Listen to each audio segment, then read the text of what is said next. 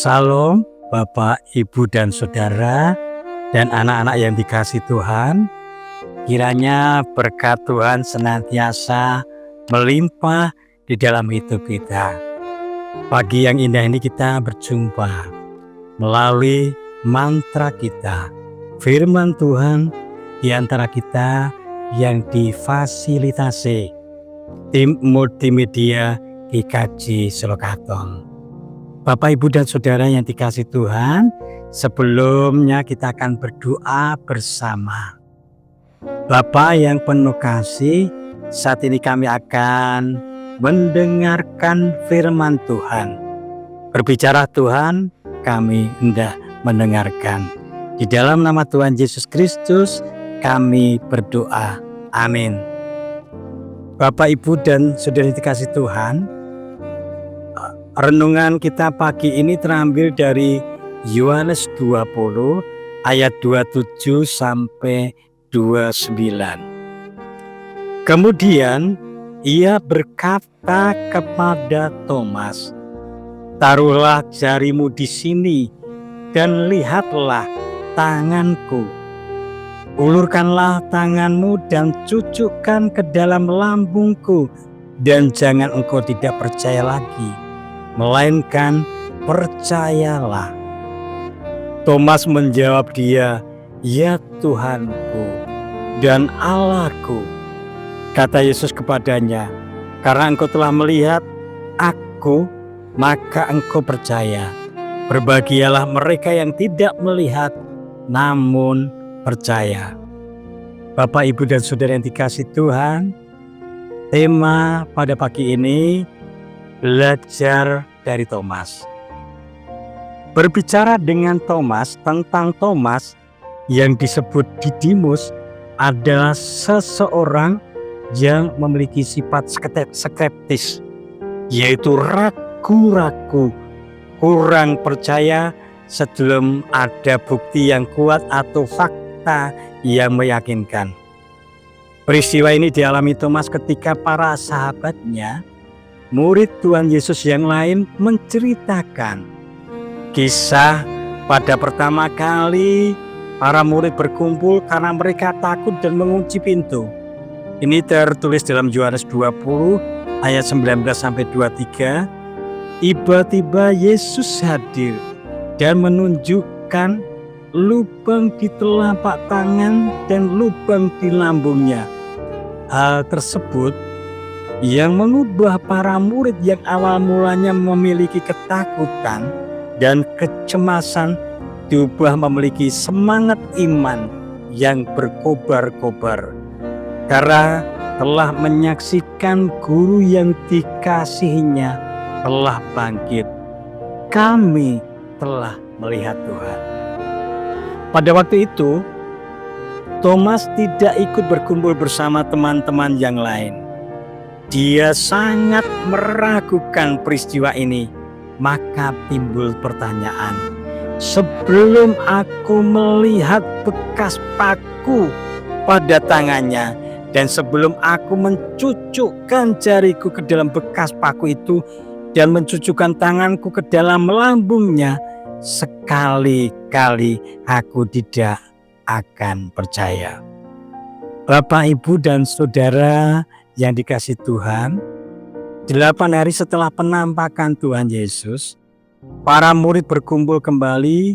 Kali itu Thomas hadir. Thomas memberitahu murid-murid yang ada waktu itu bahwa dia memerlukan bukti untuk percaya bahwa Tuhan Yesus telah bangkit. Sementara pintu terkunci, Yesus benar-benar menampakkan diri kepada mereka sekali lagi dan kemudian mengajak Thomas untuk menyentuh luka-luka itu dan melihatnya sendiri. "Letakkan jarimu di sini dan lihatlah tanganku. Ulurkan tanganmu, cucukkanlah ke dalam lambungku, dan jangan engkau tidak percaya lagi, melainkan percayalah." Yesus mengetahui apa yang Thomas perlu percayai, dan Tuhan memberikan bukti Yesus dengan penuh kasih dan damai sejahtera menemui Thomas. Pada saat itu ia membutuhkan dan kemudian menuntunnya kembali kepada iman kepercayaannya. Bapak, Ibu, dan saudara yang dikasihi Tuhan, kita hendaknya jujur kepada Tuhan tentang keraguan-raguan. Dan pertanyaan kita, Dia memahami setiap persoalan kita, dan seperti halnya Thomas, akhirnya kita akan mampu mengaku, "Ya Tuhanku dan Allahku."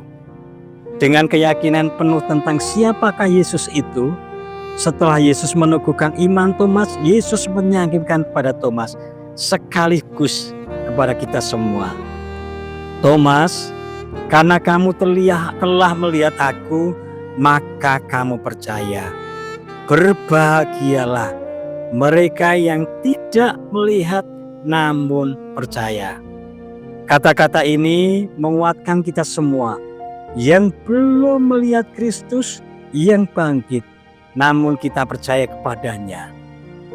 Hal yang dapat kita ambil dari kisah Thomas yang sempat meragukan Tuhan adalah, yang pertama, relasi dan iman kepada Tuhan bukan disasarkan kepada pengalaman fisik, melainkan pengalaman iman. Pengalaman fisik, Thomas selama 3,5 tahun bersama Tuhan Yesus menyaksikan semua peristiwa yang terjadi. Bagaimana ia menyaksikan Tuhan Yesus melakukan mukjizat dan janji-janji setelah kematian 3 hari Tuhan Yesus akan bangkit kembali. Karena pengalaman relasi dengan Tuhan hanya secara fisik, Thomas meragukan Tuhan. Karena pengalaman imannya yang belum berbuah, demikian juga hidup kita. Karena relasi kita dengan Tuhan hanya sebatas pengalaman fisik, membutuhkan membangun relasi dengan secara Tuhan, dengan secara iman, sehingga tidak pernah ragu dengan kepercayaan kita dengan Tuhan. Yang kedua, Tuhan Yesus tidak pernah mencela karena kita ragu. Sebaliknya, Ia hadir untuk mengubah keraguan hati kita menjadi kepastian. Dalam pergumulan hidup kita, ketika diperhadapkan dengan berbagai macam masalah dan tantangan hidup, kita sering ragu akan pertolongan Tuhan. Tuhan tidak pernah mencela keraguan kita. Sebaliknya, Dia akan hadir merubah keraguan kita menjadi kepastian tentang pertolongan. Tuhan pasti hadir untuk menguatkan iman kepercayaan kita. Yang ketiga, ketika kita mau berjalan dalam iman percaya kita kepada Tuhan Yesus, maka Tuhan akan memakai kita lebih lagi untuk kemuliaan namanya.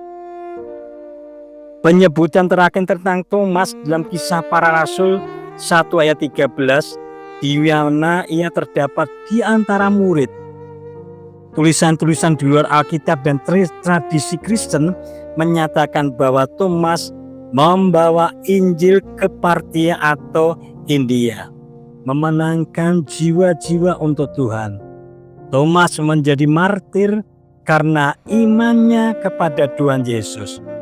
Bapak, Ibu, dan saudara yang dikasihi Tuhan, tetap percaya dan jangan ragukan kebangkitan Tuhan. Seperti Thomas yang meragukan Tuhan, telah diubah untuk menyatakan kesaksian hidupnya, "Ya Tuhanku, ya Allahku." Hendaknya pergumulan hidup kita sehari-hari, kita dapat berseru seperti Thomas, "Ya Tuhanku, ya Allahku." Tuhan mampukan kita, Tuhan melindungi kita, dan Tuhan memberikan damai sejahtera. Amin. Kita berdoa.